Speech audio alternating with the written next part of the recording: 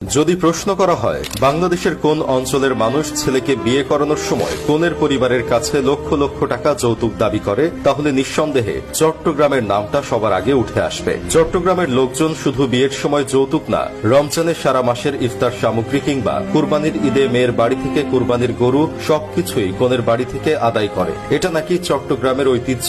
আর এই ঐতিহ্য রক্ষা করতে গিয়ে কত মেয়ের পরিবার যে ঋণগ্রস্ত হয় তার কোনো হিসাব নাই।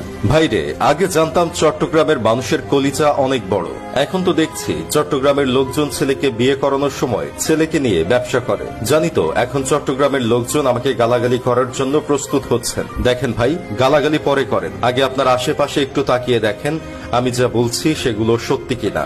2-3 দিন আগের ঘটনা, চট্টগ্রামের পটিয়ায় রিমা আক্তার নামের এক অনার্স পড়ুয়া মেয়ে যৌতুকের জন্য তার গায়ে হলুদের দিন করেছে। গত রমজানে ব্যাংক কর্মকর্তা মোর্শেদের সঙ্গে রিমার বিয়ের কাবিন হয়। এর আগে মোর্শেদের সাথে রিমার 2 বছরের প্রেমের সম্পর্ক ছিল।